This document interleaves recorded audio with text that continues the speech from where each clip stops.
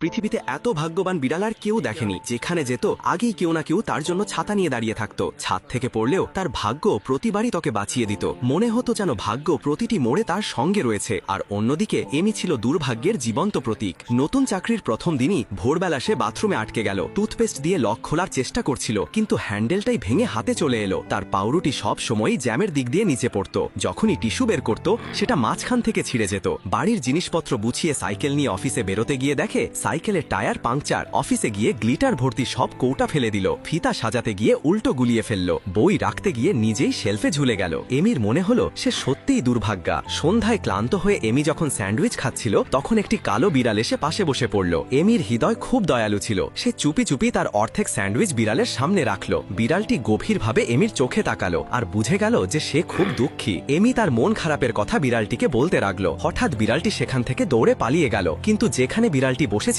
সেখানে এমি একটি সোনার মুদ্রা দেখতে পেল। কিছু না ভেবেই সে মুদ্রাটি তুলে নিল। সে জানত না যে এই সোনার মুদ্রাটি তার জীবন পাল্টে দেবে। পরের সকালে সবকিছুই বদলে গিয়েছে মনে হলো। প্রথমবার তার দুই মোজাই মিলল আর টোস্টটিও একেবারে ঠিক মতো পুড়ল, না বেশি না কম। এমির সন্দেহ হলো হয়তো এই মুদ্রাটি তার জন্য সৌভাগ্যের। সে জ্যাম লাগানো রুটি উঁচু থেকে ফেলল। সেটি সোজা প্লেটে পড়ল। সে বারবার চেষ্টা করল, প্রতিবারই রুটি ঠিক মতো প্লেটে পড়ল। তারপর সে জোরে টেবিলে হাত মারল। প্লেটটি উড়ে গিয়ে সোজা ডিশওয়াশারে পড়ল। এখন এমির বিশ্বাস হলো এটা জাদুর মুদ্রা। অফিসে সবকিছু নিজের থেকেই ঠিক হতে লাগলো। সে পা দিয়ে এই জিনিসপত্র ঠিক জায়গায় লাগিয়ে দিচ্ছিল। এমনকি ফিতাও বিনা জটলায় সুন্দরভাবে সাজছিল। আর সে সময় মতো বাথরুমও পরিষ্কার করে ফেলছিল। কিন্তু ভাগ্যকে বদলাতে সময় লাগে না। একদিন কাজ করতে গিয়ে সে ভুল করে জাদুর মুদ্রাটি অটো ফ্ল্যাশ টয়লেটে ফেলে দিল। ঘাবড়ে গিয়ে এমি উপরে উঠে মুদ্রা তোলার চেষ্টা করছিল, কিন্তু তার কপাল থেকে একটি ঘামের ফোঁটা নিচে পড়তেই মুদ্রাটি চোখের পলকে ফ্ল্যাশ হয়ে উধাও হয়ে গেল।